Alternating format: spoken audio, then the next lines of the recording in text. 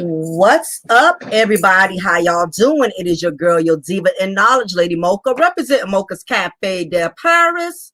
Well, I'm always serving you wisdom, knowledge, and spiritual awareness. Big ups to all of my subscribers for still being loyal to my channel. For all of you who have just recently subscribed, I welcome you to Mocha's Cafe de Paris family. If this is your first time checking out any of my content ever and you like the content, please make sure before you leave that you like the video, share the video, and you subscribe. Because us content creators, we cannot make it happen without y'all support.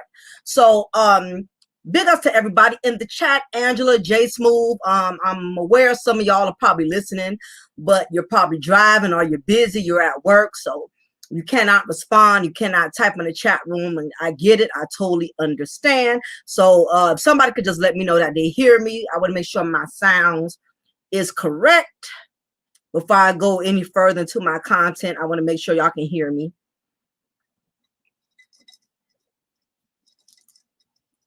I think y'all can. It sounds like y'all can hear me. But anyway, moving right along, I felt it was very imperative that I did this content due to the fact that I have officially decided that I'm going to be retiring from male spaces as of today. There's nothing personal against anybody, but the toxicness in the Black YouTube sector has become overly saturated, and it's gotten to a point that even if you are a Black woman who, thank y'all, Angela and 𝐜𝐴𝐚'𝐬, for confirming that, appreciate it. It's gotten to the point to where even if you are a Black woman that carries yourself with class, you carry yourself with sophisticatedness, you know, you conduct yourself as a woman in the male spaces, you can come in the chat room, you can be polite, you can speak very intelligently, and it's gotten to the point now to where you can't even enter into a male space without these BFF attack dogs that are constantly at any given moment, they are waiting for a Black woman to say anything. And it's gotten to the point now to where you can go in the chat room, you can go in the male space. I cannot even comment. I can't even comment without a BFF attack dog having something to say to my comments. What's up, Black Dev? Just as Shar, V-Dub. So I've gotten to a place in my life in which I'm just not with the fuckery shenanigans. I'm not with it. It's gotten to a point now to where the Black YouTube sector has become so saturated with drama and toxicness to the point to where you damn near done ran out of spaces to go. It's almost like there's almost nowhere else left for me to go. As much as I would love to support Black men and Black women, I have ran out of spaces to go because these spaces have become so overly saturated with toxic, and you have with toxicness, and you have so many Black men going in on Black women, and you have so many Black women going in on Black men, to where there's no place to go. There's no female friendly spaces for people, you know, who really want to who really want to support certain channels, you know, women such as myself who like to learn from other men, who love to learn different perspectives from men who I feel like who are intelligent, men who I feel like I can hold a real dialogue or a conversation with.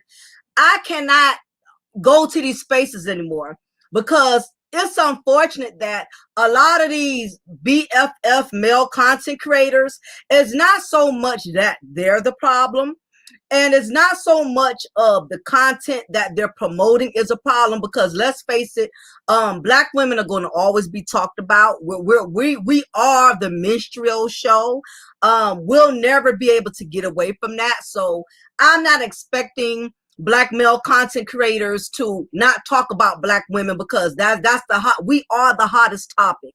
Let's face it, if they talk about something else, they're not going to get the views, they're not going to get the clout, they're not going to get the support and super chats that they are receiving if they was to change the narratives or to change the topics. So I understand, once you see views, you get addicted to views. And me being a content creator, one thing I do know is that it is very easy to lose yourself in this type of space, because when you're seeing so many other content creators that are preaching on this type of content, and you seeing they're getting all the hype, they're getting all the recognition, they're getting all the support, they're getting all the glory, sometimes it makes you feel as if what you are doing is not enough, as if the content you're doing is insignificant. So I get it. It was a lot of brothers, it was a lot of black men and black women who started off doing content about issues that affected the black community. And because they was not getting the attention, the hype, the super chats, the shout outs from the most popular content creators, they was not getting the same type of love or recognition or support that they were getting when they was not speaking about black bashing content. So now I get it. Once you get used to talking about that type of toxicness, once you get used to spitting that type of poison, and you get addicted to the views, you get addicted to the popularity, you get addicted to the super chats. So I understand it. It's very easy to fall in that entrapment of wanting to speak on black bashing black men and black bashing black women. It's very easy to fall into that hype, because that is the content creators that are speaking on these type of issues. These are the ones that are getting the most attention. So it's very easy to feel like, damn, if I want that type of recognition, if I want that type of love, I'm gonna have to change what I do. Or either I have to rock with those individuals or support those type of individuals. That way my channel will get more recognition. That way I will get more views. That way I will earn more subscribers. And that way I will earn more super chats. So I get the infatuation with the BFF and the BMF, the black female fuckery, the black male fuckery. I get it. A lot of these content creators have become addicted. They have become addicted to all the love, the support, the super chats, the cash apps. It has become an addiction. And it's so easy for you to fall out of character, because let's face it, we all want to be loved. Even when you was a kid in high school, we all had that incentive of wanting to fit in. Because let's face it, sometimes being yourself, even though that is the best way and that's the safest way to be yourself, but sometimes, especially in this black YouTube sector, being yourself does not always give you the type of promotion that you really want your channel to have. So what tends to happen is you have a lot of people that have become desperate for recognition. They don't feel like their channel is growing and prospering. So now they are following the trend. And if they're not following the trend, they're supporting the people who speak on these things, because that is their way of trying to get in where they fit in at. And I get it. Everybody wants to do response videos agreeing to these cult leaders, these cult members that are promoting BMF and BFF. A lot of people are doing response videos, putting these people's names in their titles. If they're not putting their names in the titles so people could click on their video, they are constantly shouting them out. They have to let it be known that they are that they have some type of connection with the known, that they have some type of I know the word that I'm saying, alliance. A lot of content creators have become so desperate of not getting enough of recognitions and super chats and views. Now what they are doing is they are putting the popular content creators, they're putting their names in their title. That is their way of letting you know, hey, I rock with this person. I support this person. I'm connected to this person. They put the popular content creators in the title. to get you to click on their videos. Because the thing is, a lot of these content creators know all they have to do is make it seem as if they affiliate with these men or these women who speak on BMF or who speak on BFF. They know you're going to click on the video. They know that, you know, especially if the people whose names they're putting in their titles, if they already know they got a large fan base, they got a large a group of subscribers. What they're going to do is they're going to put their name in their titles because they're not confident enough to do content in which they don't have to put a big YouTuber in their title. They know the only way you're going to click, they have to say, I agree with so and so. I'm responding to so and so.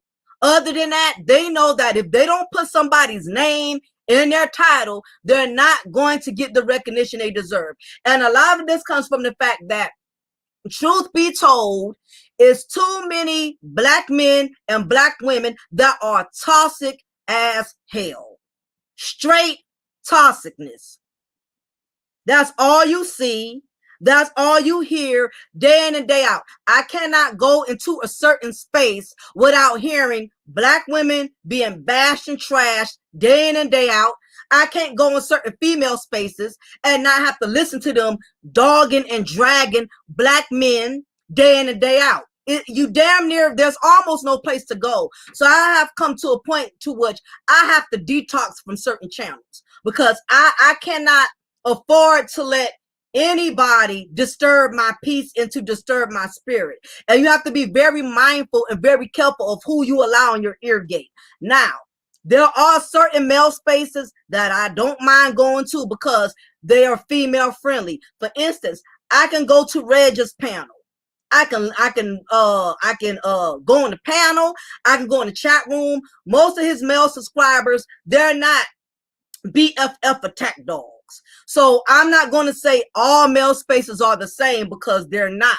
But what I will say is that it's gotten so bad to the point, the guys who I love to support, and I'm not going to see their names, but guys who I supported before they started partaking in the BFF propaganda, you know, guys that I used to be able to go in a chat room and not have to worry about their male audience, you know, attacking me or verbally coming at me. I cannot go in these spaces anymore because it's gotten to the point now, these male spaces have become overly saturated with BFF attack dogs.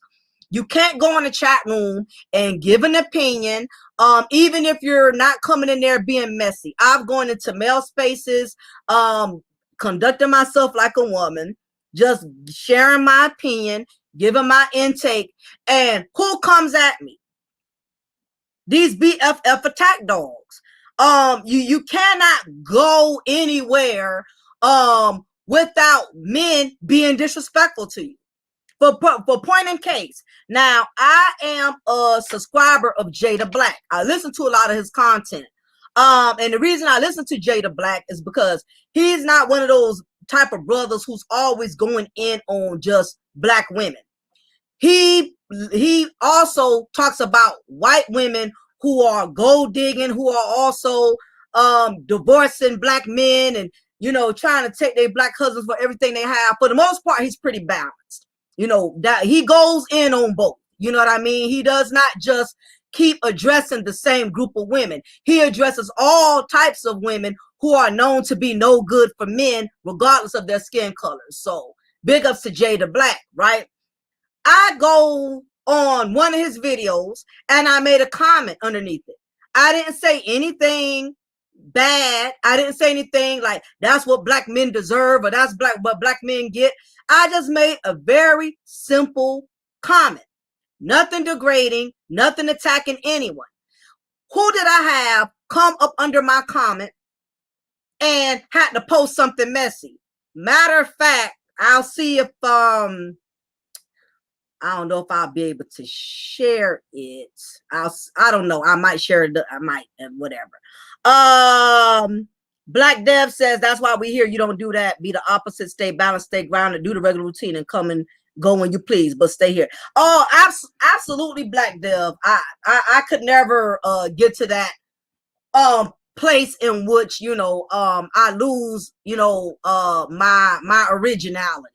You know, I refuse to follow the crowd. I refuse to, you know, to follow the trend. My channel has always been, I go in on both black men and black women because we all need correction.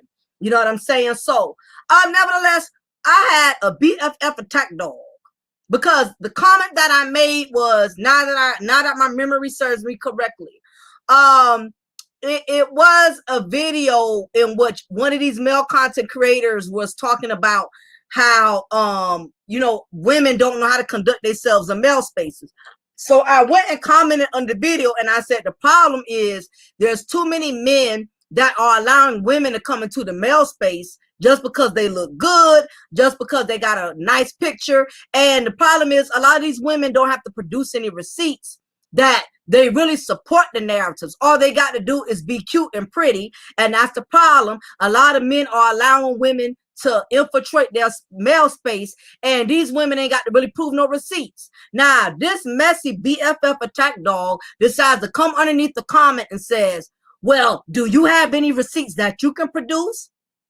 And I'm like, oh, what is really going on? It's gotten to the point now to where you have black men being just as messy as the black women they complain about.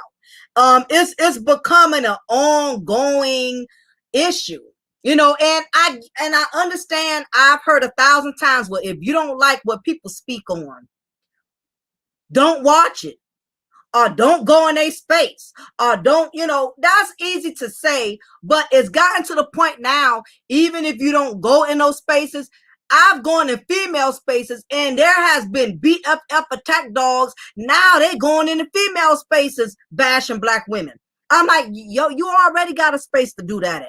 Go do that at that channel. It's 1,000 BFF channels. Why are you going into women's spaces starting mess? And see, this is the thing that a lot of you men, y'all don't see this, because a lot of these guys come in y'all chat room acting masculine, acting like they don't fuck with black women like that. And they act like, you know what I mean, black women have no relevance to them. But these same guys will go into female spaces just to start shit. Just to bring drama. I've gone in women's spaces and there will be low caliber men who come into female spaces just to talk shit. All y'all weave wearing bitches, all y'all so-and-so bitches. Why are you over here? Why are you over here? This is a female space, evidently. Nobody's over there in your BFF, you know, dog pit. Nobody's over there. Now it's gotten to the point to where now they are following the BFF attack dogs. They're going to women's spaces starting shit now. Exactly. It's very exhausting, MJ. Very exhausting. What's up, Tyrone? Kai, blessings to everybody coming to chat. Queen, if y'all done came in and I ain't acknowledge you, you know, I'm keep in mind my mind is I'm trying to stay on one lane. But I've gotten to the point now to where I cannot go to any more male spaces, because the problem is the male content creators, the stuff that they are speaking on. Like I said, I don't have a problem with that. But what they're not understanding is they don't have any control over their male audience. A lot of you male content creators are allowing y'all male subscribers to disrespect women for no apparent reason. My thing is, if they're going to come to your space to listen to your comment, come in your chat room, whatever, that y'all grown men, do what you do. But my thing is, I cannot go to male spaces anymore because y'all content creators, y'all are allowing the male audience to disrespect any woman that comes in there and has anything to say, even if she's being respectful, even if she's not getting out of pocket. Y'all sit there and let these dudes come in the chat room and attack women who have been supporting your channel from the get-go. Okay, I ain't talking about the thirsty females who just now coming up in there throwing kissy emojis because they trying to You know, they're trying to become, you know, pretend pick me's, or they're trying to earn validation. I'm talking about your female subscribers who have been supporting you from day one, way before your BFF attack dog advocates even knew who the hell you was. You get what I'm saying? Your A1s from day ones, you should not allow the female subscribers who have been rocking with you, who have been supporting you, who super chat to you, who support you and show you love. It's not cool that your male audience can sit up there and attack them. And a lot of y'all are allowing these men to get away with that. And it's not cool. If a woman is coming in your space, acting like a woman, she's not coming in there being messy, disrespecting other men.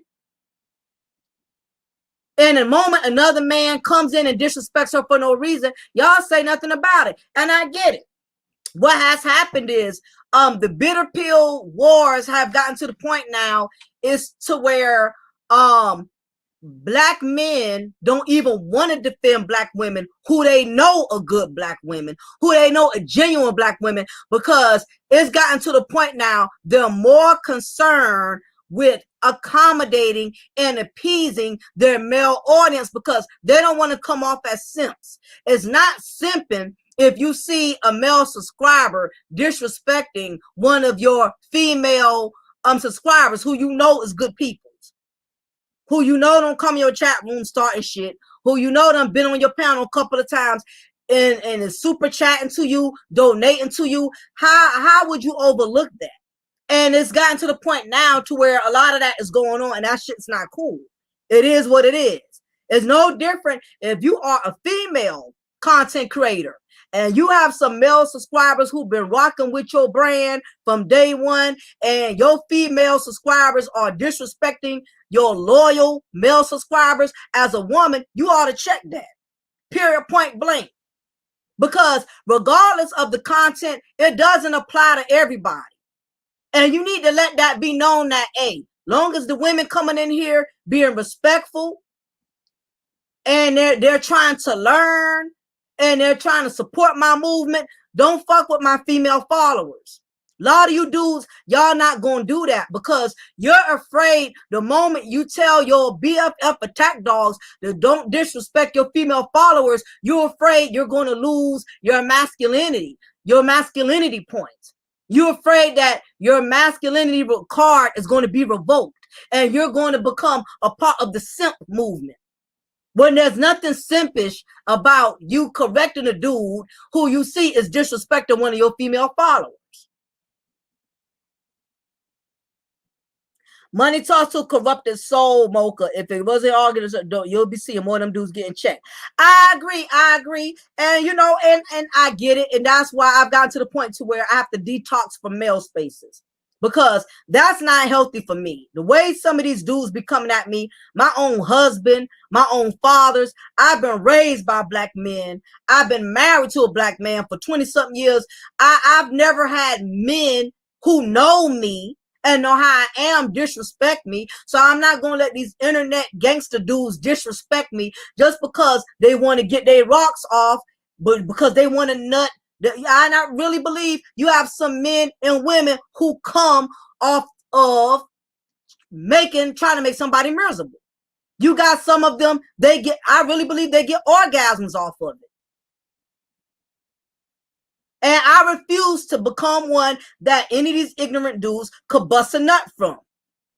You want to ruin my day or come in and comment and say something ignorant, out of pocket, all because I'm making a comment in a dominant male space. How is my comments affecting you?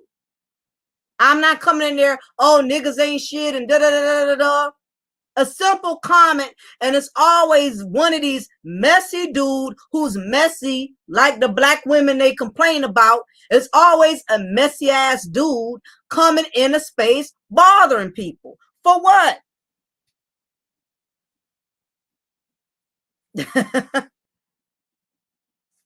But anyway, like I said, just to preserve my peace of mind, I'm not going to be pretty much fellowshipping in too many men's spaces, because again, a lot of these dudes, y'all can't keep y'all male audience in check. And just like one of y'all said in the chat room, it's about money, it's about chats, and you know, so I get it. That is the reason why you have a lot of male subscribers that, I mean, a lot of male content creators, they're not going to check they BFF attack dogs because of that reason. So I'm going to gracefully bow out of some of these male spaces. Now the one or two where I do reside, as long as they stay mutual and they don't have all that mess, I will continue to reside there and hang out there.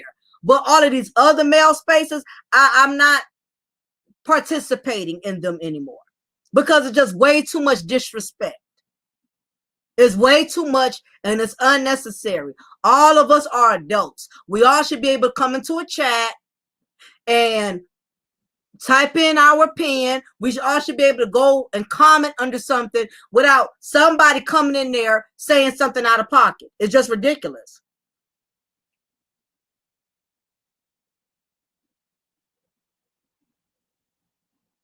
Exactly. According to MJ, you're doing the right thing. To talk some from them because their negativity does impact you. We should be able to interact with each other respectfully. So I just want to put that out there, that I'm not going to be residing in too many male spaces because y'all got too much going on. Y'all too damn messy. Y'all becoming more drama than black women. It's just too much. So I'm going to gracefully exit.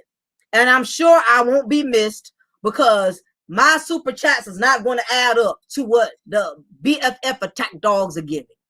My little $10, $2, $5 ain't going to amount to shit compared to the BFF attack dogs that's donating 20, 30, 40. So to each his own. But I wanted to get into the main topic at hand. Bitter pill wars, the rejected community. The real reasons black bashing content is on the rise in the black sector.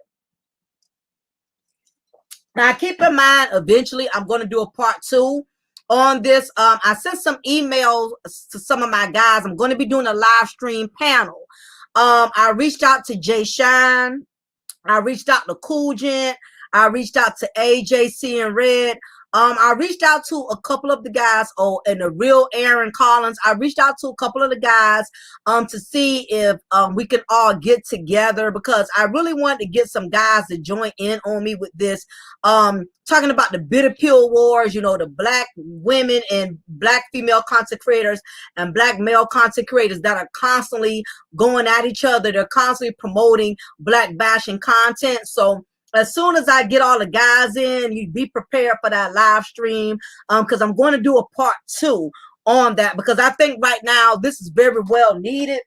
The black YouTube sector has become extremely contaminated with toxic content, and it's gotten to the point now to where it really has gotten out of hand. You know, you have so many content creators that are beefing and are you know, verbally making all type of threats to each other because again, it's this bitter pill war where black women don't feel like they got to respect black men and black men don't feel like they have to respect black women. So now it's gotten to a point in which it has become, the black YouTube sector has become so overly saturated with hate, with drama, with negativity, and you know, it's continuously getting worse. Every time you think it has died down, it has become worse. Exactly. Black YouTube became super ugly.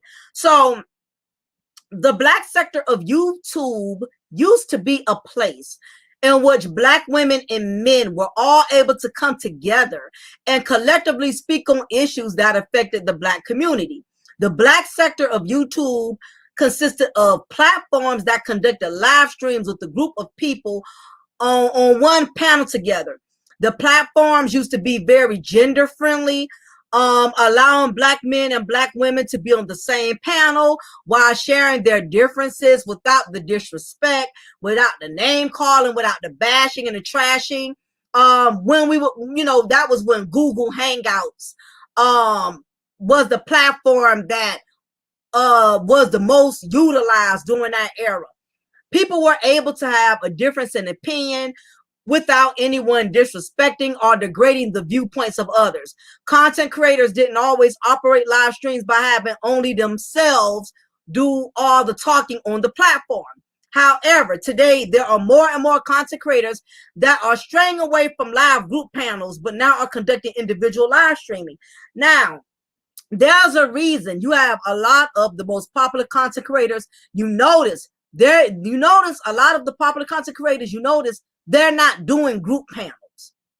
Most of the content creators that are very successful right now, those that are hot in the game right now, those that are really doing really well in the Black YouTube sector, you notice they don't do group panels.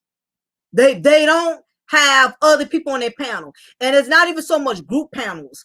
They won't even allow one other person to be on their panel unless they get to ridicule or unless they get to interrogate that person. Now, back in the day, I'll say around 2017, 2018, we actually had group panels where you will have like 4 or 5 people on the panel all at once. You will have a mixture of men and a mixture of women. And the reason for that is because back then, content creators, they embraced having difference of an opinion. That's what made panels so great back then, because you were able to get more than one opinion from a different individual. You get what I'm saying? Let's say you had a 5-person panel. There would probably be 3 guys on the panel and 2 women on the panel. So what made panels back then, what made group panels more interesting, was because you didn't just have one person giving all of their own intake on everything. You was able to learn a little bit of something from a little bit of everybody's opinions, everybody's perspectives. Everybody was able to bring something different to the table. That's what made live streams fun and interesting. Now it's gotten to the point now, a lot of the content creators, they don't do live stream panels anymore. And they will tell you, well, the reason they don't do it is because they don't need anybody to help make their points more valid, or they don't need an entourage. That's the excuse a lot of these content creators will tell you. Well, I rock solo because, I don't need an entourage. I don't need people to help my panel become interesting. I'm a one-man band. I can do it on my own. The real reason a lot of these content creators have strayed away from doing group panels is because they want to be the only ones that are heard. Okay?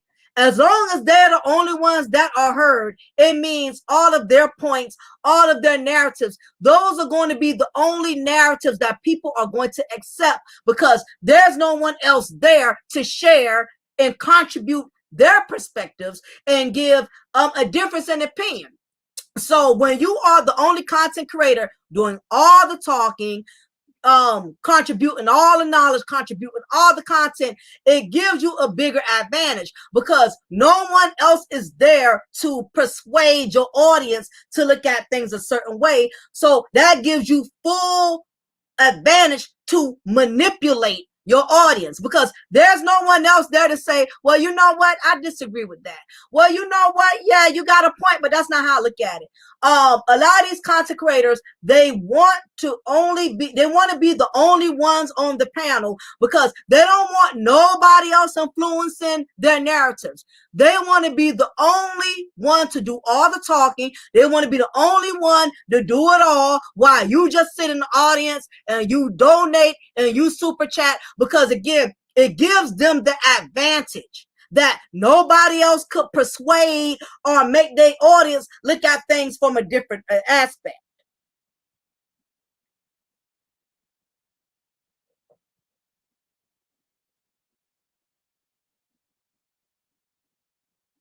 So that is what's going on now. So you have a lot of these content creators.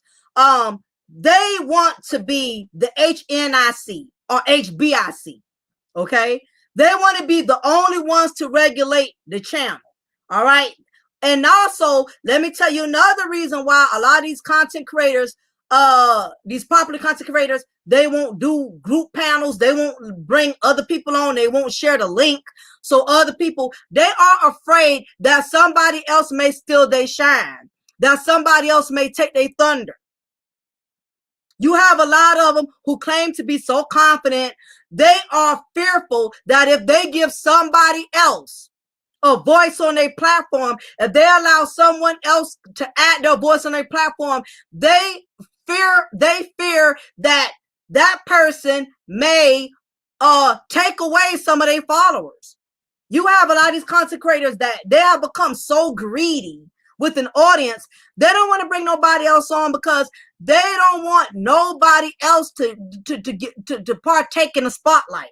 When back then, that's what panels were about. Panels were about you bring other people on, you let other people share some of your platform. That way you helping that person channel out to grow. That way you helping that person to get ahead. Just like somebody had to help you get ahead. No, the Black YouTube sector has become so goddamn greedy. When you go on somebody's channel, you're going to see that same brother do all the talking. He's not going to let no other brother that's just as intelligent as him or more intelligent than him. He's not going to let, you notice a lot of them, they not put nobody else on. And it's not just the Black male content creators, Black female content creators. They're not bringing no other sisters on. And if they do, it's going to be sisters who are going to preach their same narratives. If you're a Black woman and you go up there saying, well, I don't feel Black men is that way. Oh no, you're a Black male worshiper. You can't be up in here. It's almost like if you don't agree with the narratives that are being preached, you simping, you a mammy, you Black male worshiping, or you Black woman worshiping. So you can't even have your own opinion. And if you do have your own opinion, something is wrong with you. You have to be a minion. The only way a lot of these content creators are going to embrace you as a guest on their show or as a person who can join the panel, you have to agree with their narratives. If you don't agree, they're not going to accept you. What's up, Era Black?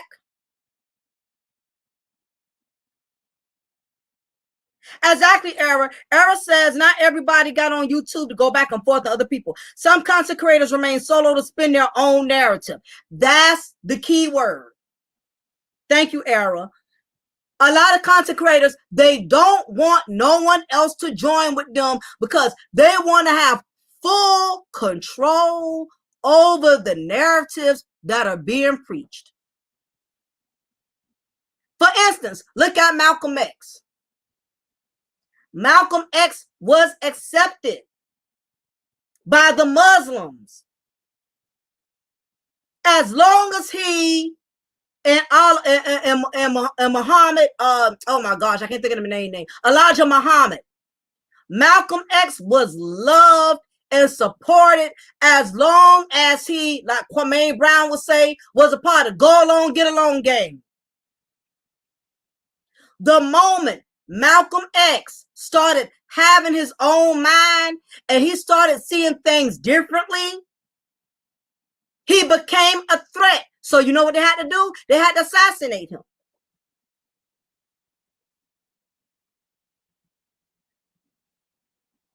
A lot of content creators aren't going to embrace other content creators because they don't want you spinning their narratives. A lot of these content creators, they want to program your way of thinking. They want to program your morals. They want to program your principles. Long as you're part of the go along, get along gang, you're good. But don't you dare say the deadly words. What's the two deadly words? Don't you dare say, I disagree. You will be assassinated. Don't you dare disagree. And as I stated before, a lot of y'all are not, you have to be spiritually woke to what's going on. You can't look you can't look on top of the surface, ladies and gentlemen. You got to look beneath the surface. Do you not realize the only way you will be accepted to a lot of these content creators, you have to join their membership. Back then, before the BFF and BMF, before the black bashing culture took over, remember, giving an opinion used to be free. Remember that, y'all?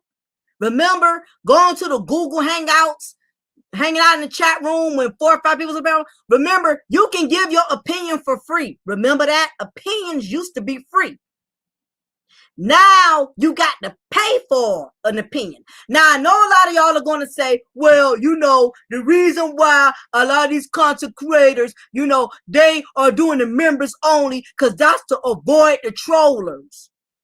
That's to avoid people from coming in and trolling the channels and from flagging the channels. That's what they want y'all to believe. But a person that's spiritually woke knows that is not the reason why. That is not the reason. These YouTube cult leaders are making it to where you have to join. It's not to provoke, it's not to prevent trollers. That got nothing to do with it. That's what they want you to believe. The reason why a lot of these content creators have it to where you have to pay for membership, because think about it. If you're paying, hear me out. If you're paying for something, you're not going to go against what you're paying for. In other words, if a lot of these content creators have gotten smart to know that if I let my channel be open to anybody where they don't have to pay no money, where they don't have to become a members only, that means that gives everybody access to come in my channel, which means if everybody has access, that means other people can bring in their difference of opinions, which means if I'm allowing anybody who's not a member to come in and view my content, that means anybody can pretty much have a say so. Anybody could pretty much have their own perspective. Anybody could contribute their own opinion. But I know if I have you paying membership to view my content, you're not going to go against my narratives because you're paying for it. Booyah.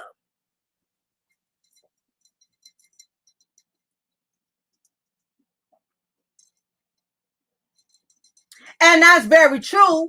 There are some that are going to pay just to troll, but we're talking about the majority, y'all. We're not talking about the minority. We're talking about the majority. The majority of members aren't going to go against the narratives. We're not talking about the trollers. We know they're going to pay $20, $30 to talk shit and leave. We know that. I'm talking about these full-time members that are paying faithfully like they're tithing to a congregation. They're not going to go against Daddy Yankee's principles. They're going to be a part of, like Kwame Brown would say, the go along, get along game. They're making you pay to view their content because if you're paying, you're not going to buck the system because you're paying for it.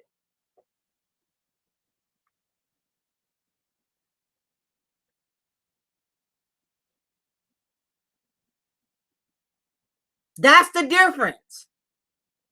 Now, going back to black bashing. So what is the definition of black bashing? What does it consist of? Black bashing is content that is strictly based on bashing, degrading, and promoting biased narratives on the opposite sex within the black community.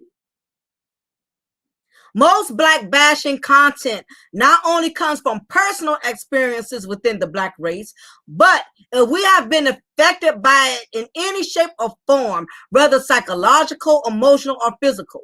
In other words, if you are a black male and the majority of your experiences with black women have been toxic or unhealthy, you're most likely to do negative content pertaining to black women. Because truth be told, you have had more negative encounters with black women than positive. And that's the same thing for black female content creators. Most black female content creators that promote BMF, black male bashing, A lot of it comes from her own personal experiences with black men. Maybe she's not getting along with her baby daddy. Her baby daddy won't pay her no child support, or the majority of the black men who she's invested her time and energy into has disappointed her, whether at her fault or not, or fault of her own or not. The truth is, anytime you have had negative experiences with something, that is what you're going to be speaking upon the majority of the time. Most black female content creators that do content bashing black men is based on her own personal negative experiences. She's giving content based on things that she has gone through. And it's no different with black male content creators. The majority of these dudes that contribute so much negative content about black women is based on their own personal experiences. Because the truth is, I don't care how much a black man claims he knows so much about black women. He don't know everything about black women because he has not been with all black women. He's only giving you advice or content based on his own personal experience, based on the women he has dealt with. So therefore, he's not giving you a real assessment. He cannot give you a true assessment on how all black women are. And it's no different with black men. A black woman, she cannot tell me how all black men are because she has not been with all black men. Not only that, a lot of people are not qualified in giving you dating advice or marriage advice when they have not been married or they have been in multiple marriages. There is nothing, everybody's not qualified to speak and give advice on certain things. I'm not qualified in talking to you guys about sports. I don't know anything about basketball. I can't do content on basketball, football. I cannot do content on any of those things because I don't know anything about sports. All the little bit that I do know is not a fair assessment based on me giving y'all a full-fledged content on sports. And you have a lot of black men and black women that are giving content on things they're not qualified or certified and give you content on. They don't have any real receipts to be stating that they know what they're talking about. And that's just the thing. The YouTube has made it to where anybody can appoint themselves to be something that they're not. Anybody, if somebody want to state they're a pastor, all they got to do is start a YouTube channel and call themselves pastor. YouTube doesn't do background checks. YouTube doesn't do credit applications. YouTube does not make anybody do applications before they start a platform. So therefore, anybody can start a platform and claim to be certified and qualified and specialized in speaking on certain things. Truth be told. So basically, when we talk about black bashing is what a lot of these black women content creators and black male content creators, a lot of them are doing content strictly on black bashing. Now, ironically, I don't see other races who do it. I've been in spaces of other races. I have been to white men channels. I have gone to white women channels. I do not see other races disrespect each other on the level that we do. And to me, it's very heartbreaking. I have been people from the clouds, and I've gone to certain male spaces, and it just amazes me how terribly a lot of black men speak so terribly about black women. I was just amazed at how so many brothers was just going in on black women. And I have that same disappointment when I go into the female spaces and I see how black women just bash black men so bad, calling them deadbeats, saying, you know, they ain't this, they ain't that. And I'm just so disappointed in the Black culture, how our hate for one another has truly manifested.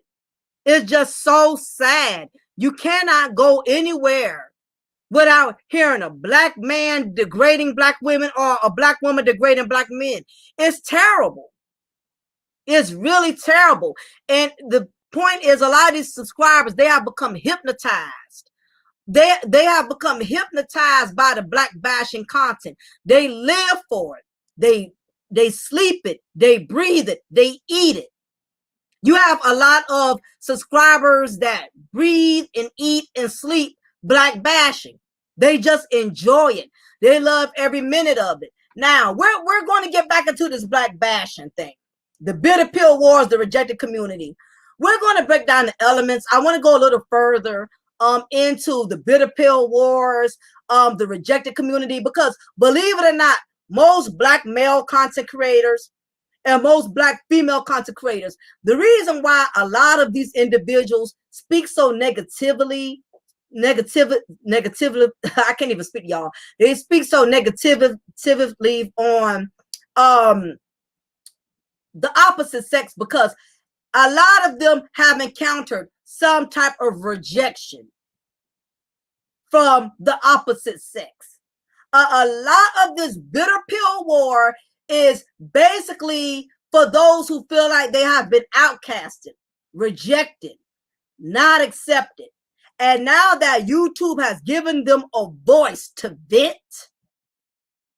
and to target these individuals who they feel rejected them, who they feel didn't accept them, YouTube now has given them a platform to be able to retaliate, to be able to vindicate themselves by targeting and attacking a certain group of specific people who have at some point in time has rejected them. And we have a lot of bitter pill individuals. I don't care about the numbers. I don't care about the super chats. A lot of these Black men and Black women are speaking from a very negative, bitter, broken place. It's tough in these YouTube streets. I can't speak on a lot of relationships because there's a lot we don't know about each other, each relationship. Exactly, Bunch Bunk Media. That's my point. What's up, Joe? Didn't see you in the chat. Now, when I state that you have content creators, they're giving you bitter pill knowledge because they're giving you knowledge from a bitter place. Something has happened. Think about it. Anytime you hate something, it's because something has happened to make you hate it. You don't go around hating something just to be hating it. At some point, there was an incident that occurred, something traumatizing, something happened to make you hate what you hate. You don't just wake up one morning and say, I'm going to hate all Black women. You don't just wake up out of bed, I'm going to hate all Black men. No, something has happened. And we're going to get down to the meat and potatoes, because you cannot just look at what people say, but you have to look at why they say it. You have to look at the intent of it. What was the intent? What's the intent behind it? Yes, you're proving a good message. You're speaking some truth, but what has happened to make you speak on this? Why are you constantly addressing this specific group of people? Something has happened in your life to make you develop these emotions of hate towards this group of people who you are constantly addressing. So we're gonna go deep. We're gonna go into some deep details on this. Okay, so the first thing is, what are some negative experiences? Now, as I stated before, you have black men who constantly do content bashing black women, and you have black women who do constantly bashing black men. It's because there's been a negative encounter. Think about it. You're not going to talk bad about something if you have had a positive encounter. For instance, if you go to a dealership, right, and that dealership has given you a nice car, you go to a used dealership and they gave you a nice used car, they gave you a good deal, the car has not given you any problems, no engine problems, no motor problems, most likely you're going to give that particular dealership a good review, right? You're going to most likely say, if anybody else needs a car, hey, I know where you can go. They have used cars, but guess what? Their used cars are good. Their used cars don't break down, and they are willing to work with you based on your income. Anything, in other words, any positive encounter, you're going to speak positive about it. Now, let's say if you went to that dealership and they gave you a lemon, they gave you a pretty car that ain't been worth shit. You found out within a week the transmission was bad. You contact the dealership, hey, y'all gave me a bad car. Is there any way I could switch this car out? Is there any way I could take care of this transmission? No, a deal's a deal. Because of that particular dealership shitting you out your money and give you a lemon ass car, you're not going to have nothing positive to say about that dealership. You know what you're going to do? You're going to say, you know what? Don't get no cars from Joe Schmo. Joe Schmo, he sell lemons.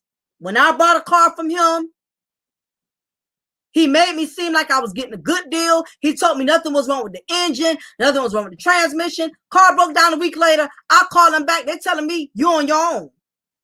Other words, it's just an example. But what I'm saying is most content creators, they speak negatively about a specific group because they have had unpleasant experiences of their own with that particular group. Okay?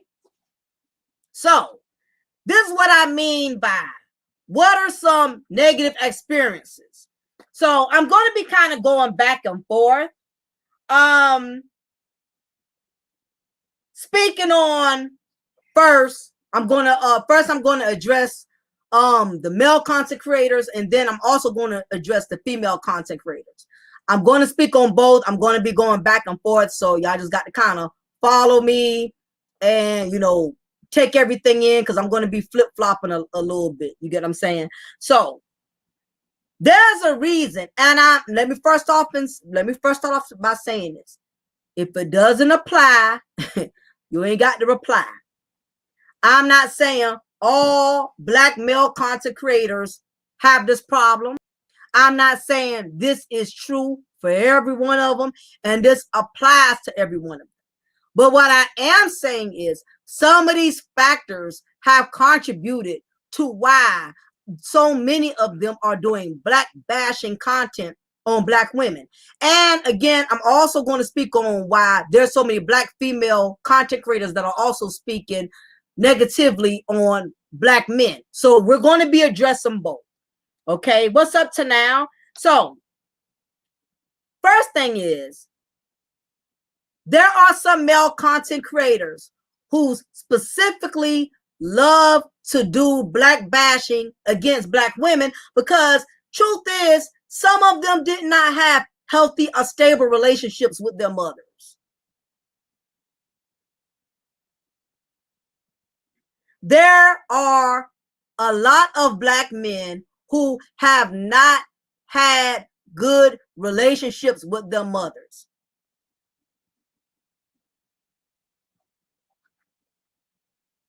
You can always tell in most cases when a man has had a great relationship with his black mother because the respect level for women is different. For instance, I am a fan of Kwame Brown. Okay? I listen to his content. I'm actually subscribed to his channel. And I noticed Kwame Brown, he doesn't bash women a lot. Now, I have heard him speak on, and he has said certain things, but I notice when Kwame Brown speaks about women, he doesn't just bash women day in and day out on his channel. Even when he did content one day, he did content about one of the mothers of his children, who called herself sending the police to his house to serve him some papers. He was speaking on a situation about her, and about how trifling she has been, and all the money and everything he's ever sent for her, and to support his son, to take care of his son. He basically shared the type of poor relationship him and the mother of his son has. But I noticed that even when he was speaking in terms of her, he did not add all black women to the equation. He did not say, see, this is why you don't fuck, this is why I don't fuck with black bitches, because this is the shit they do. What I noticed is when he was speaking on his baby's mother, he just specifically talked about her. He did not group all black women into the same box just because he had a negative encounter. Not only that, it didn't discourage him to the point to where he lost interest for black women. His wife is black. Even through all of his encounters with black women, he still does not really disrespect black women on his content. I've heard him say a couple of things here and there, but I notice how he will always address the word. He says some. He will say some black women. He don't address all. He says some. And I realize the reason Kwame Brown is probably one of those type of guys who don't bash black women a lot is because he always had a great relationship with his black mother. He talks about his mom a lot. He talks about her struggles. He talks about everything his mother has ever done for him. When most men who have positive relationships with their mothers, they don't have an extreme level of hate for women. They don't. But I do notice the majority of black men who cannot stand black women, and again, if it doesn't apply, you ain't got to reply.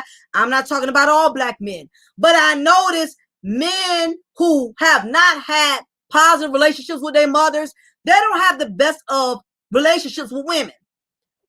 Take DMX, for example. DMX will tell you that him and his mother, God bless his soul, him and his mother had a very unhealthy relationship. And this is one of the factors why DMX didn't have a lot of respect for women. And he even said it himself. DMX didn't have a good relationship with his mom. So therefore, he was never able to really have a nurturing relationship with black women. He was never able to really,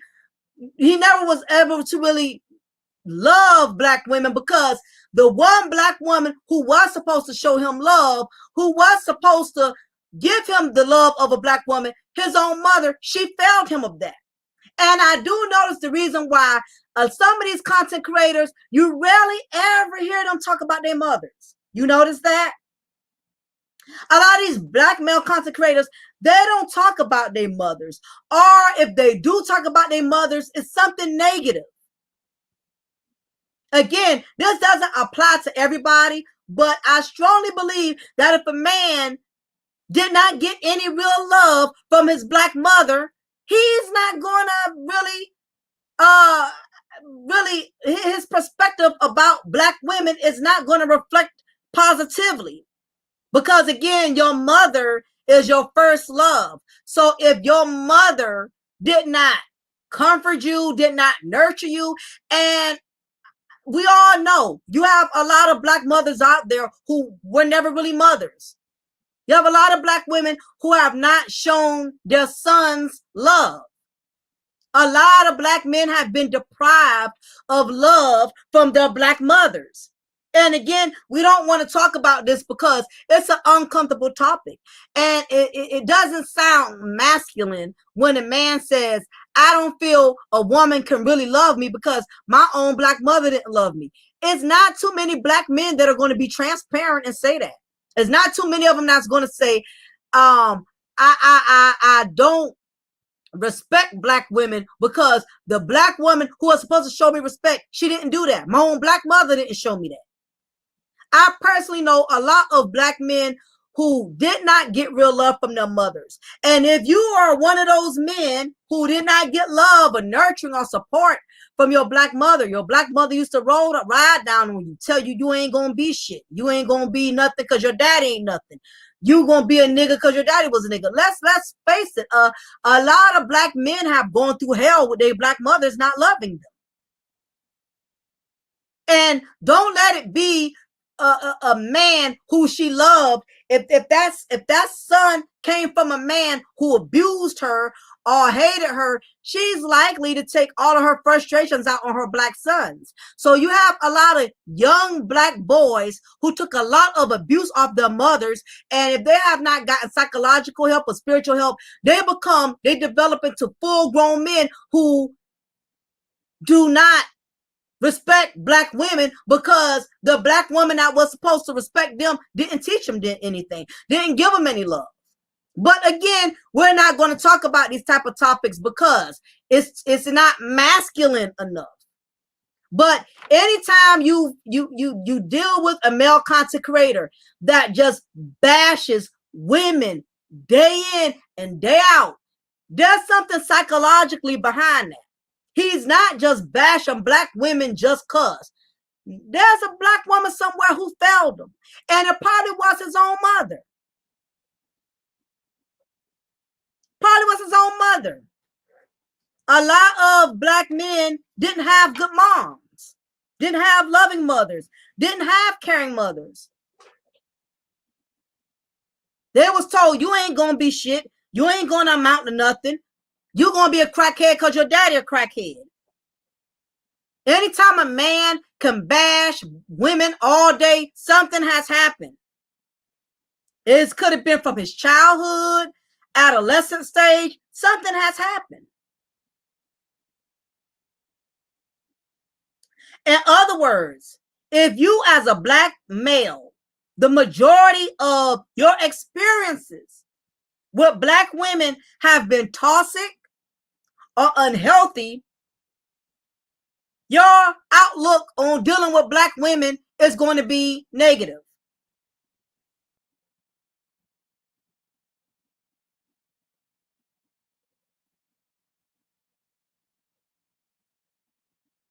But this is not to say, because I know somebody's going to come in the chat room.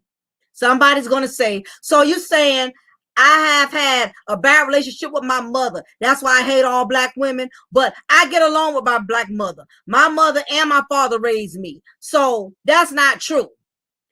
You're going to have somebody that's going to come in and say, well, no, I get along with my black mama. So that I don't hate black women because I get along with my black mama.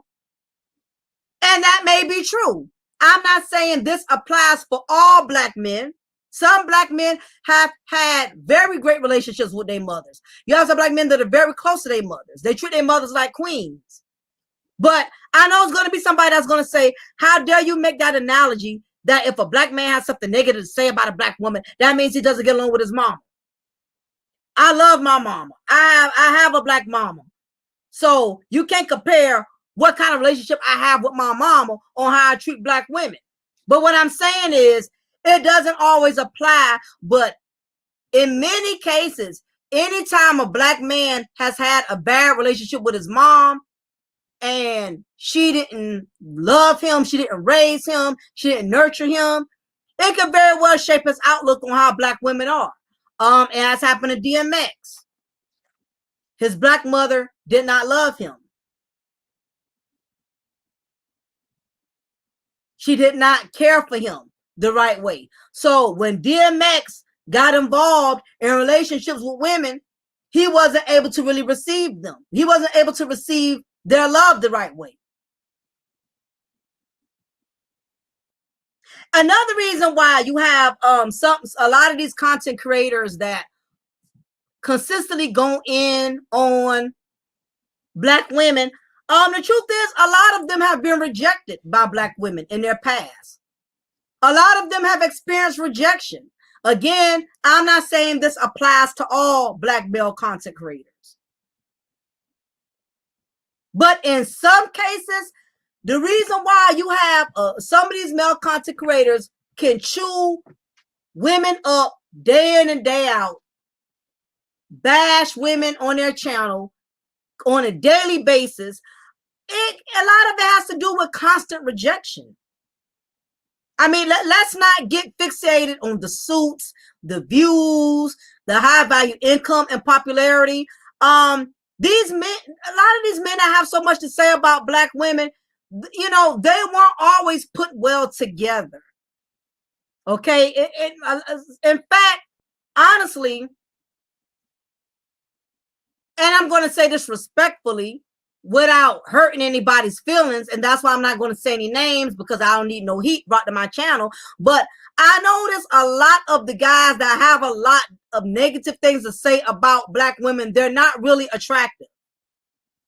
Now, you can use your imagination the way you want to use it, but the only thing I'm going to say is some of the content creators that I have seen, and it's not that I'm the finest thing on this planet, but a lot of these guys aren't that attractive. They're not. I'm not going to say their content isn't good. Put it this way: the looks have nothing to do with the message. You have some guys, they have the personality, but they just don't have nothing going in the looks department. You just like you have some women that are highly intellectual, but they're not attractive. Let's face it, looks are everything. Looks everything. And some of these male content creators, they have earned the recognition and attention of women, not because they are attractive, but because they are popular, or because they have a really popular platform. But in the looks department, some of these guys aren't that attractive. And that's the best. I'm gonna respectfully say it. We don't have to say any names or whatever. But a lot of these guys, I notice, I could be wrong, it's just my opinion. A lot of the guys I notice that go in on Black women a lot, they're not that attractive. They're average at best, as they will call us. Because just like Black women, all Black men are not attracted to all Black women. I'm one. Every Black man is not going to be attracted to me. And that's understandable. Every Black man is not going to find me his type. Every Black man is not going to think I'm the finest thing he ever seen. But it goes both ways. A lot of these guys are not that attractive. And I notice those are the majority of the ones that attack the way women look. It's called deflecting. A lot of that happens in the Black sector space. What's up, Herc? 213. What's up, Strong and Humble? Don't be fooled by their current popularity. A lot of these guys were not that attractive back in the day. All of y'all favorite male content creators, they were not that attractive back in the day. They didn't get a lot of play from sisters. It's easy now for them to say, I done come up, I'm a high value man, I'm this, and that. Yeah, now, but back then, you used to be the pissy boy. You used to be the ashy boy. You used to be the dirty, dusty, ashy boy. Yeah, you look good now, but that wasn't always the case back in middle school, back in high school. You have a lot of these Black male content creators. A lot of them was the most undesirable dudes back in the day. Females wasn't checking for them. Same thing with all these female content creators. A lot of them, they wasn't getting no play from the most nice looking Black guys back in the day. The popular guys, the jocks, wasn't interested in them. A lot of these black male content creators and black female content creators, the reason why they could speak so negatively on the opposite sex is because a lot of them have had multiple rejections from the opposite sex. A lot of them, they're not going to be honest. They're not going to be honest to tell you, well, the reason why I'm always bashing black men or the reason why I'm always bashing black women is because they used to always bash me. A lot of them could not get women to even pay them attention.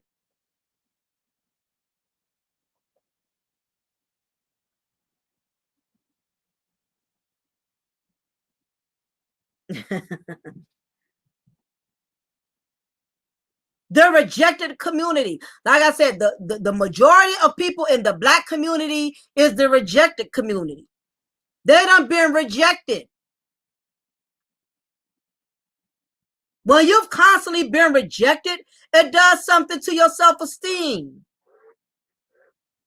All men that are successful and attractive today, they was not always that attractive. It's a lot of ugly ducklings that have developed into handsome swans. They got so much to say about black women now because they look good now, but they wasn't always that good looking.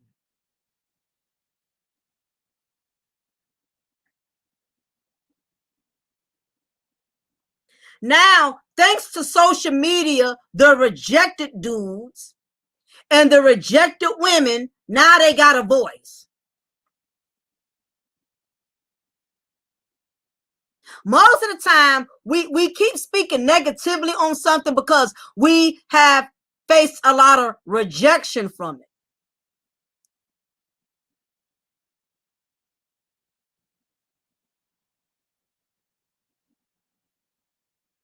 And it takes a person with real growth and maturity to admit that. Most black men and black women, they're not going to admit, I don't deal with black women because too many black women have rejected me. They told me I was ugly back in the day. They turned me down during the proms. They turned me down when I tried to get them some play. Too many black women have rejected me. Now that I look good, now that I have developed, now I look like a man, now I can wear $1,000 suits. Now I feel like I got the right to lash out on all black women to make up for the black women who used to reject me.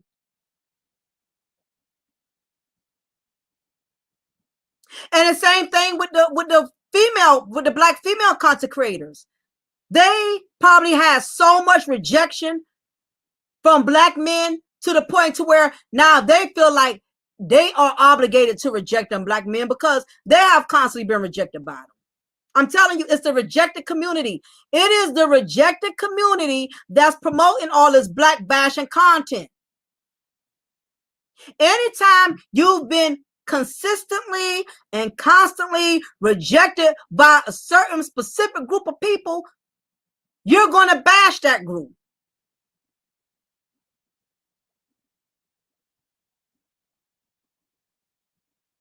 Like I said, a lot of these undesirable black men and black women had to accept rejections. But now that they have social media as a platform, they could vent and let out all their frustrations because they kept rejection bottled up for years. You know how many black men and black women around here are still angry about people who rejected them back in 3rd and 4th and 5th grade. And now that they done come up, they making some money now. They got a nice house now. They're doing good now. Now they constantly feel like they got to attack people because they never got past the people that attacked them when they was poor and poverty and they ain't had a pot to piss in or when to throw it out of. Queen says, I'm glad it wasn't just me who noticed. No. Kai, you got your corn dogs. I'm telling you, a lot of them have been rejected. I don't look at how good they look now. Go back to their old high school, middle school pictures. I don't care care how good he looks now. I don't care how good your favorite popular content creator looks now. I don't care how good or pretty your female content creator looks. Look back at her old high school picture, her old elementary. You will see she was undesirable back in the day. Now she got little looks. Now she got a little shape. Now she want to do platform fashion black men day in and day out, because she never got past being one of the undesirables back in the day. The rejected community. You still bitter about that. That's why you constantly got to do content bashing a certain group of people because they rejected you.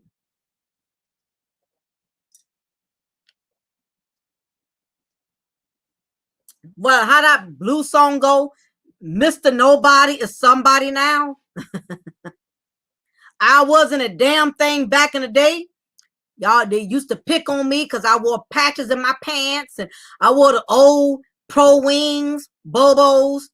They fit just fine, just $1.99. Now I can wear gator shoes. I can shit on everybody now because I done came up now. I can shit on all black women because y'all all used to shit on me back in the day. When my mama used to buy me bowling shoes. Now that I can wear gator shoes, I'ma shit on y'all. Or back in the day, I was one of the girls that nobody never invited to the prom. Nobody never asked me out because I was either big and bust up. Back in the day, I was too skinny. But now that I done got older, my body has developed. Now all these dudes checking for me. I'ma shit on all these dudes who checking for me now because dudes back in the day used to shit on me back in the day. The rejected community. A lot of them are content creators now. They want to shit on everybody because they were shit on. Don't believe it. Go back to their high school. A lot of these content creators talk to their old classmates. Talk to people in their neighborhood who was born and raised around them when they was irrelevant.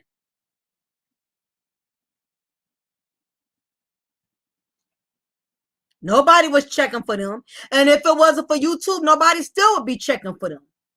A lot of these content creators, YouTube is the only thing that ever made them feel significant, ever made them feel validated. Because with YouTube, you really don't have to show and prove. You just have to talk the game and make it seem like you know what you're talking about, and people will follow you. Now, the rejected community, now they have social media where they can retaliate and get back at the group of people who rejected them. Now they have a voice. And whether we want to believe it, rejection takes a significant effect on how you feel about yourself. A lot of these content creators, you know, these black men and these black women, if you can dig into their past, if you can dig into their history, you will see the majority of them have experienced a lot of rejection. But now that they're making all these super chats, they're not going to tell you that right now. But they ain't always had it going on like that. The reason some of these bitter pill brothers have so much to say about black women is because, I mean, most black women were mean to them back in the day.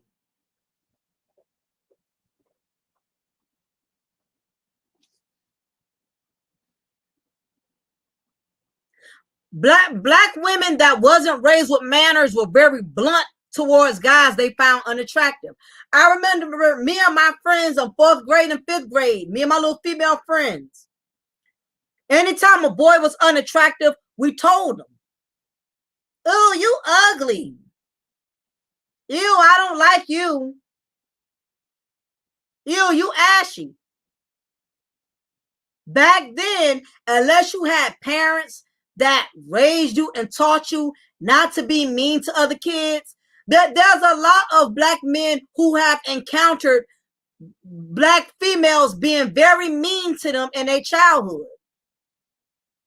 Don't look at how fine and good looking he look now. Don't look at how many suits he wearing. Don't look at the gator shoes. Back then, these same dudes was rejected. You had Pissy Paul, Dusty David, Ashy Andrew, Crusty Nose, Calvin.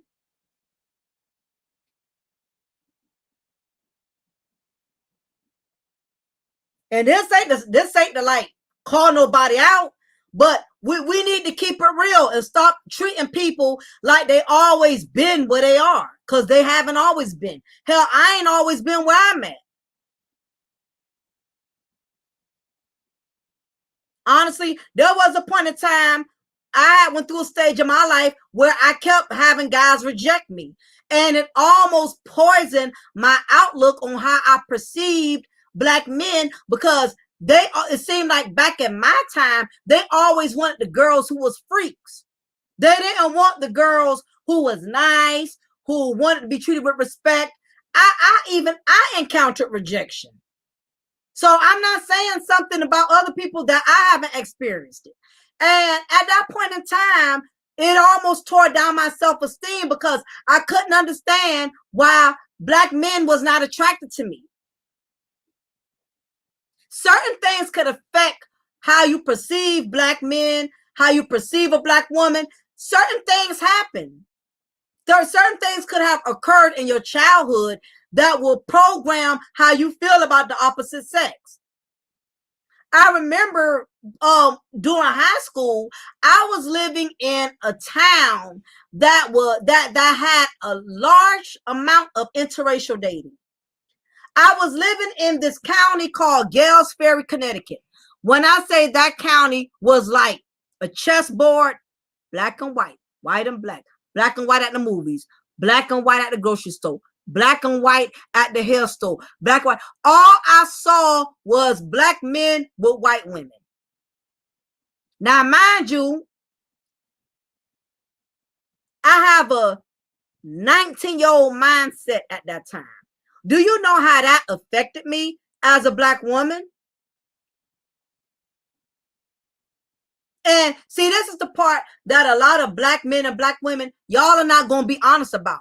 Y'all are not going to keep it real and say you feel a certain way about a certain group of people because those people rejected you. Instead, you're just going to deflect and say black men ain't shit or black women ain't shit, because the truth is those black men and black women made you feel like you wasn't shit. Y'all ain't going to say that. Instead, we're going to deflect. What's up, Catnap?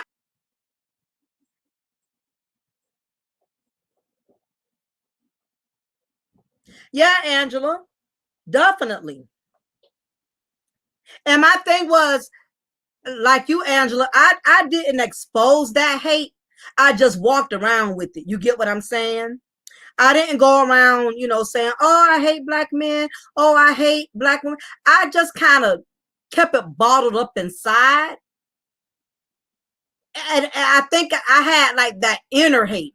And see, keep in mind, YouTube and all that wasn't out during that time. You get what I'm saying? So who's to say if I didn't have access to YouTube that I would have not been one of those content creators that would have been dogging black men and black women based on what I was going through at that time. Just so happened there was no platform where I could get on here and bash all black men because I felt undesired at that time. A lot of y'all not going to keep it real and say that. You're angry with the opposite sex because the opposite sex rejected you for a long time. I get it. I've been there.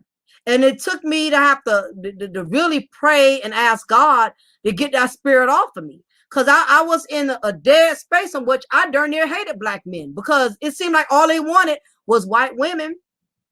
And it put a bad stain. It put a bad stain on me mentally, on how I perceive black men.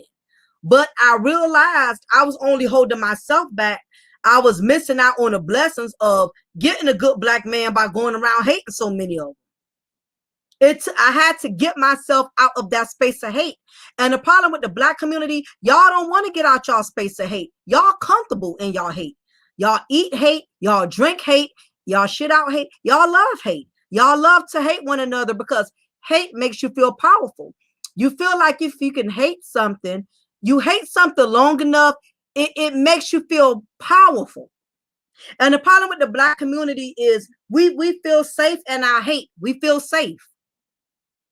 As long you have a lot of Black women who feel like this. As long as I can hate Black men, I don't have to worry about a Black man hurting me. That's what makes her feel safe. And that's the reason why you have some of these sisters who be on this bitter Black man hating campaign, is because they hate makes them feel safe. And if you're not comfortable, you'll wrap yourself up in hate like a blanket. You know how a child will take a blanket everywhere they go? You know how a child will sleep with that blanket? A lot of y'all been sleeping with hate like it's a blanket. Y'all drag it everywhere you go. You sleep with it, you eat with it, and both of us are guilty. Black men and Black women, we both are guilty of it. We're not going to sit up here and point fingers because I know that's what y'all want to do. Y'all want to make it seem like there's more Black women who got this problem than Black men. Or there's more Black men who have this problem than Black women. No, both of us. We walking around dragging this blanket of hate, wrapping yourself around, tucking yourself up in it so comfortably because you comfortable in your hate. Because you feel like if you hate something, when you hate something, you will avoid it. You will do whatever it takes to not have any parts of it. So when you hear a Black woman who talks very poorly about Black men, or you hear a Black man talking very bad about Black women, that's his safety net.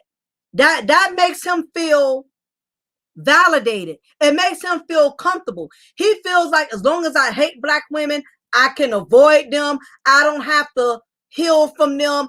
I don't have to even accept them. When you have learned to hate something, that automatically rules out the possibility of having accepted. And this has been the scapegoat for broken Black women and broken Black men. The scapegoat has been, I'm just going to hate what has hated me. I'm not going to try to heal from it. I'm not going to try to learn about it until you learn how to get yourself out that safety net of hate. You're going to continue to be bitter. You're going to continue to be broken. Now, I know a lot of y'all might say, there's no way I'm bitter because I'm making money. How I'm bitter about Black women not wanting nothing to do with me? How am I bitter about Black men not accepting me? I make good money. I got a good job. I got a nice house. I don't need a Black woman to make me feel validated. I don't need a Black man to make me feel validated. That's a problem. You never felt validated. That's why you hate it so much. Think about it. Anything that accepts you, you can easily accept what accepts you.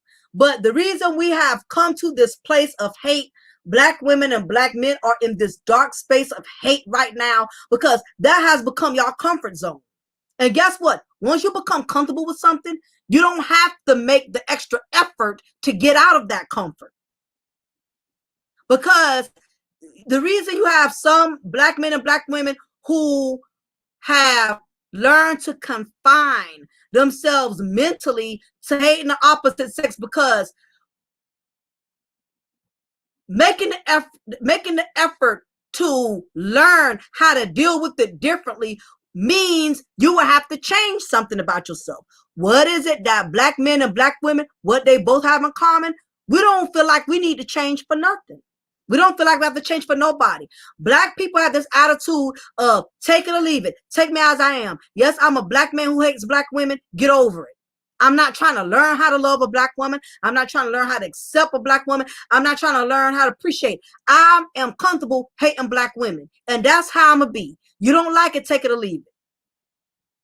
And you have Black women who are doing the same thing. I'm a Black woman. I hate Black men. Guess what? Y'all are not going to change my mind on how I feel about you. What y'all don't understand is why you thinking you doing the Black community, and meaning Black men and Black women, you doing them justice by hating them. What you're actually doing is you are putting the mental stronghold on blocking your blessings.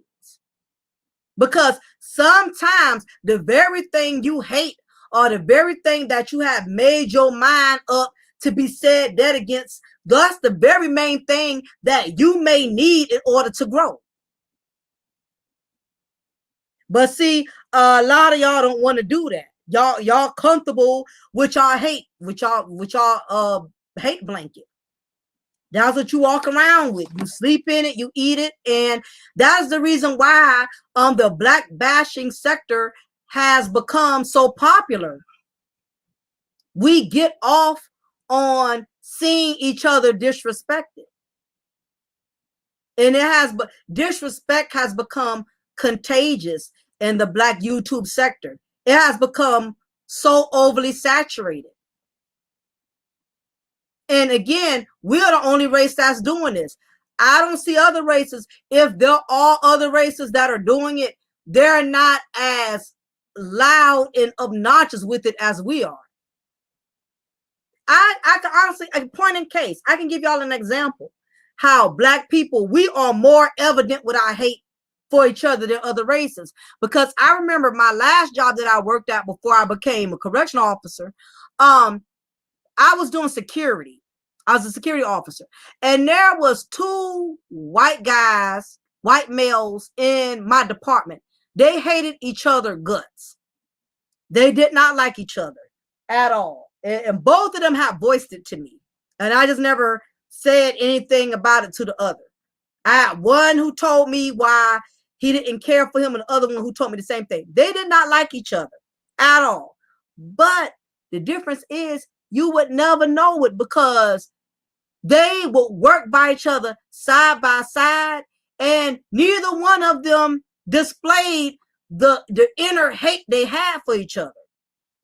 They knew how to put that aside and still work together, still make things happen. And that was just that, you know. Now, on the other hand, I've seen black people who had to work together in the same department and their hate was so evident for each other. You can tell they did not like working together. They did not know how to put their differences aside and say, okay, we know we don't like each other, but guess what? We got a job we got to do. Black people, one thing about it, when we don't like each other, we can't even cooperate. And that's bad. I've seen other races hate each other all day long, but when it get down to it, they know how to conduct business. Black people, we don't have that gift. Never have, never will. I hear it all the time on my job. Oh no, I don't even bubble with her like that. I ain't about to stay over for her. I ain't about to go in that wing and help her out. I'm like, really? Right now, we got to run this jail.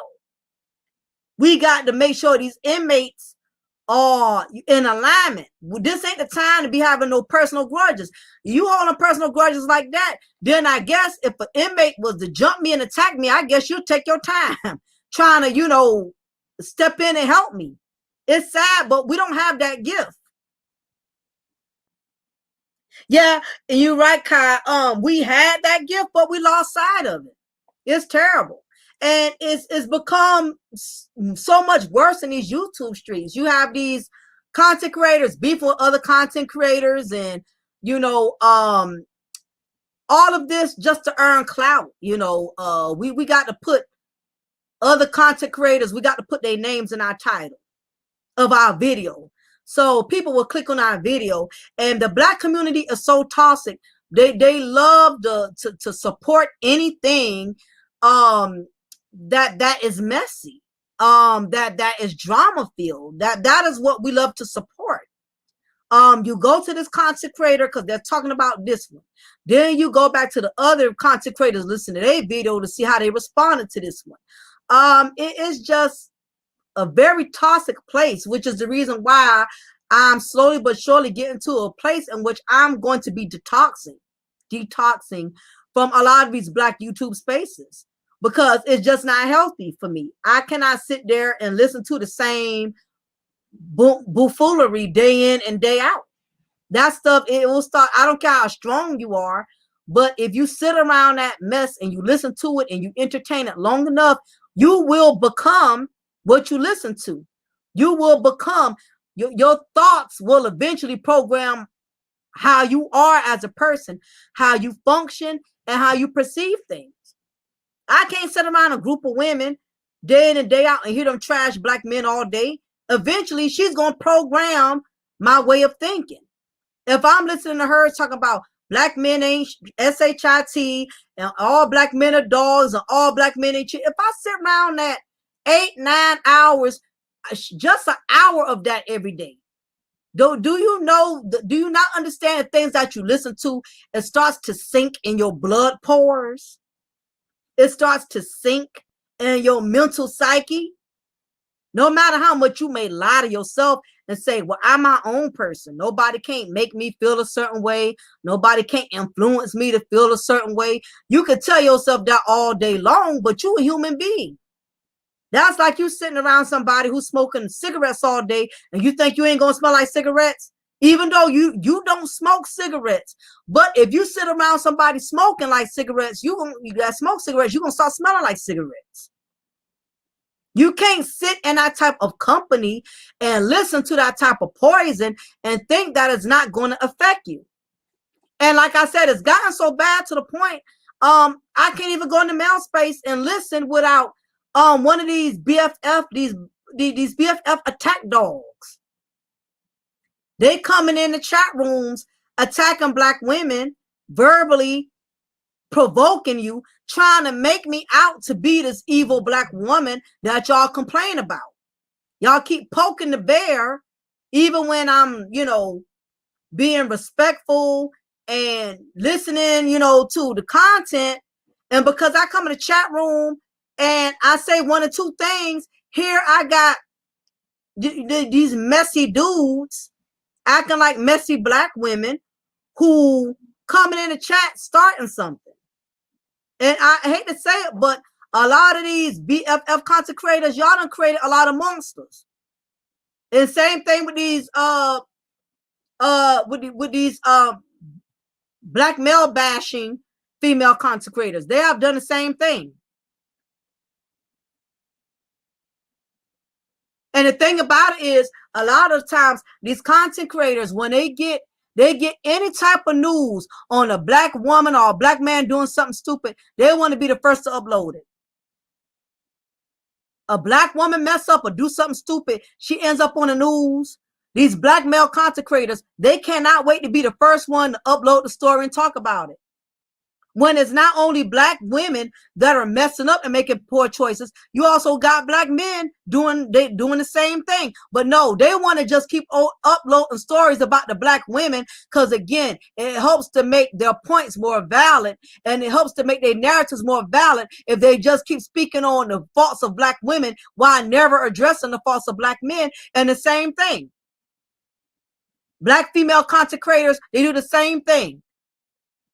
Let one of these dusties end up on the news because he murdered his baby mama or he did something or his white wife divorced him. They quit to want to do a coverage story on it. The problem with black men and black women, we constantly get off on ruining one another. We get off on it. We can't wait to call each other out on something.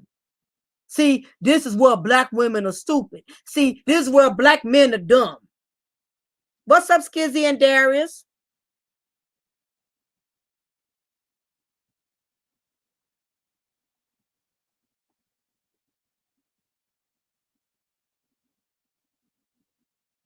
Exactly, Omega. And it's true. I already know, you know what I'm saying? I've accepted the reality. This is where we are now. This is where we are. But, you know, I've got to a point where I'm not going to partake in any of these spaces that are promoting too much toxicness for me. It is just not for me. You know, I'm at a different space in my life and I have to be around positive people with positive energy. You get what I'm saying? I cannot sit around that negative stuff. You sit around that negative stuff all day, it starts to eat you up like cancer. Even if you know you're not that type of black woman, when you listen to people going in so much, you will start to feel like you are what they are saying you are. Don't matter how strong and educated and smart you are. But what I'm saying is that, you know, the women who do try to support the brothers genuinely, you know, they male subscribers are really becoming like BFF attack dogs.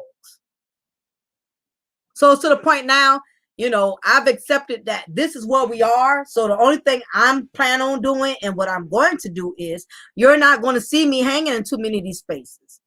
I may listen from the clouds or something like that, but I'm not about to too much participate in this black male fuckery and black female fuckery dysfunction. I don't have the energy for it. I just really don't.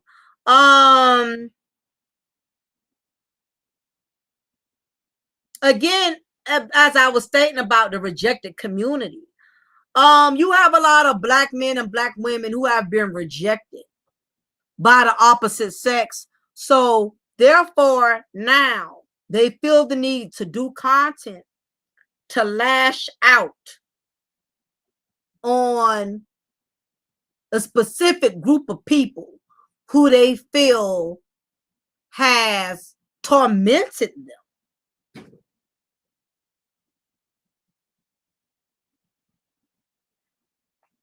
Yep, and to my mods, thank you for being on deck, because we don't need no messy energy in the room. All messy energy got to go. Go support your black female fuckery cult leaders, or go support your black female your black what you call it, your black male bashing queens. Go to their channels. Don't come over here with that. Going over there, there's plenty of people who speak on what you love. Prime example. The person just proved my point. Now here it is. I'm not even in any of them spaces. And look, the BFF attack dog came over here. This is what I'm saying. Okay. To all my male content creators, keep your BFF attack dogs, keep them on a leash. Keep your BFF attack dogs, your black female fuckery attack dogs, keep them on your leash. Stop letting them loose so they can come over here being messy. Same thing. I don't listen to females who constantly promote BMF content.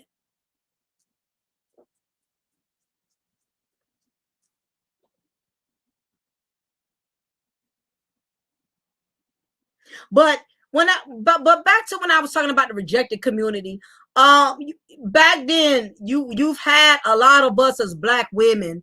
You had a lot of black women that was mean and pretty harsh to young black men that they were not attracted to. Back in the day, if you weren't raised with any manners, you would say anything to anybody.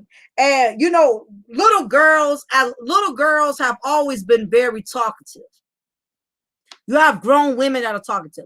And so if you look at the mindset of a third grade or fourth grade young girl, that's what we've done back in the day. When you young and you immature, you know, you used to insult guys, and like I say, say mean things to them. You know, I know back in middle school, we used to tease some of the black guys that weren't that attractive. We used to tease them because they was too short, or we used to think they was gay because they wanted to double dutch with the girls instead of play shooting hoops with the guys.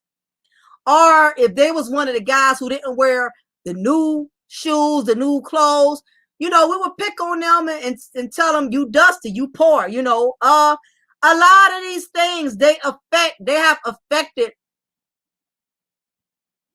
men who have had to encounter this when they were boys.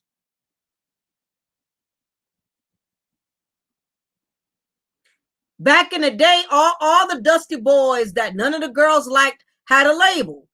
Like I told y'all like I told y'all earlier, Krusty Calvin, Pissy Paul, midgets, crispy if you were too dark. I mean, women back then, we were really, really harsh.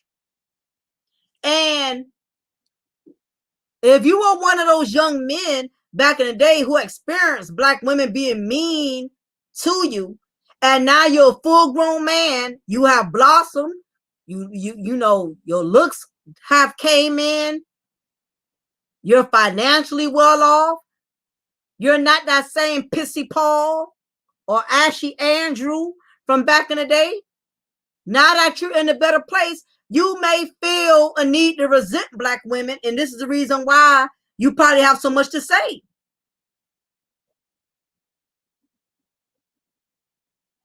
And no different from you know, black women, same thing. There's been a lot of black women, a lot of us have had encountered a lot of rejection. And if you have not healed from that, if you have not spiritually been broken from that, it will still affect you in your womanhood.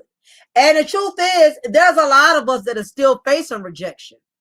So this is the reason why we get on these platforms, and as content creators, we abuse the privilege of having a voice. We abuse that privilege by constantly attacking those who we feel have wronged us.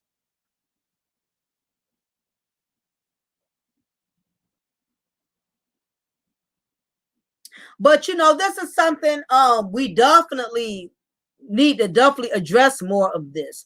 Like I told all of y'all earlier, I am going to do a live stream panel on the bitter pill wars, the rejected community. I want to talk more about this, but I want to also bring some guys on my platform, and I'm going to do that. I sent out emails to all 4 of them. 2 of them have responded and they are down. So I'm waiting on the other 2 because I really want us to talk about the bitter pill wars. You know, black men and black women doing content, constantly bashing one another, dragging one another. What is the real psychological reasoning behind it?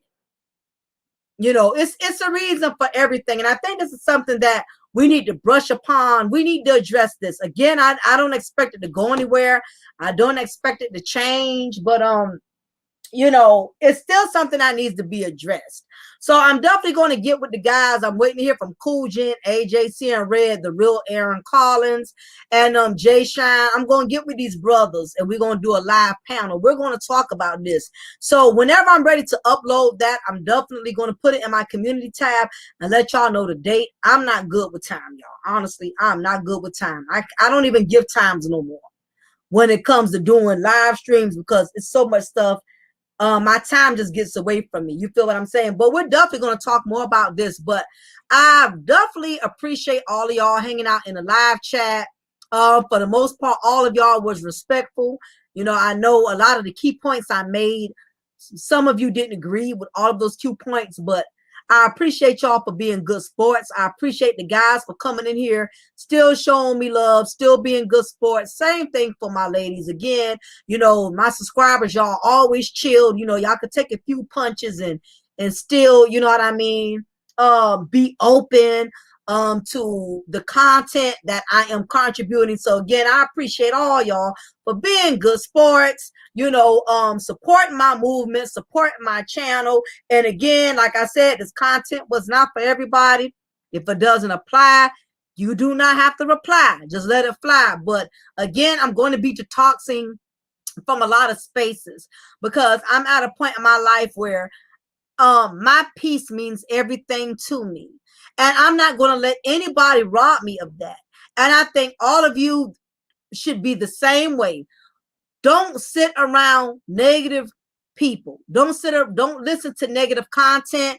If you can listen to that type of stuff and it don't bother you, it goes on one ear and out the other, then, you know, kudos to you. You know, some of us don't have the same strengths and weaknesses in certain areas, but me as a woman, I've come to a point to where it's not healthy for me to be in spaces where I have grown men attacking me and getting out of pocket and being disrespectful, especially when I know I'm a respectful person. I don't go around fucking with people all kind of way.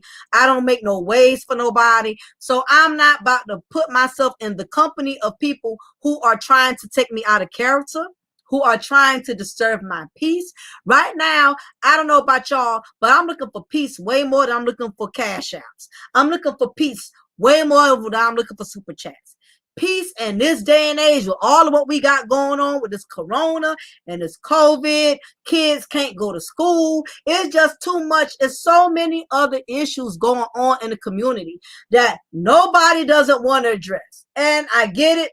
You know, people love to speak on the things they speak on because it makes them money. But let me tell y'all something. All money ain't good money. And you got to be careful how you put yourself out there, because things have a way of backfiring on you.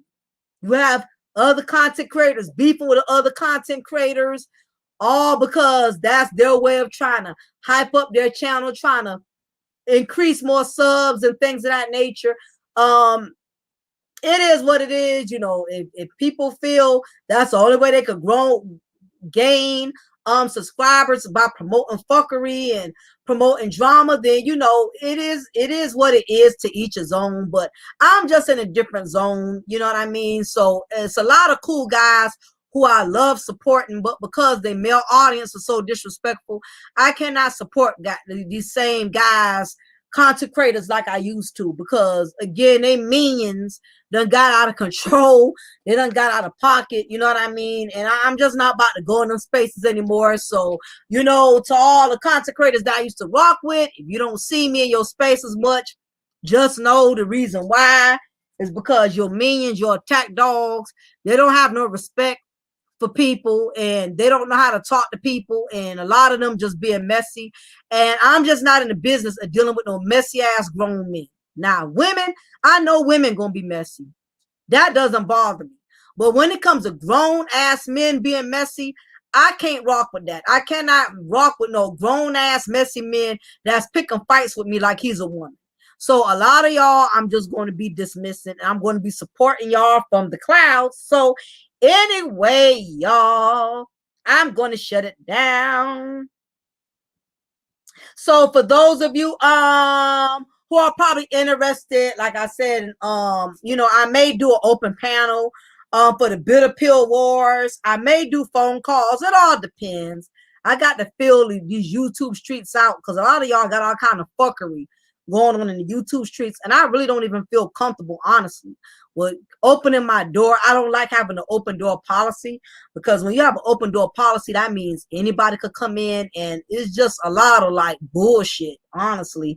So I have to really think on it and meditate if I'm going to do an open panel, because it's too many damn clout roaches. You got a lot of clout roaches out here. They trying to they infesting a lot of spaces with their drama, and I don't even really feel like I'm up for it, but we'll see. I'll play it by ear. So anyway, y'all, it is your girl, your diva and knowledge, Lady Mocha. Remember, I'm going to always pour you a cup of truth and always bake you off a slice of knowledge. And don't forget, y'all, look out for my Bitter Pill Wars, the Rejected Community Part 2. I'm going to be doing a live panel with the guys. So make sure you hit the notification bell so y'all don't miss out. Talk to y'all soon. Be blessed.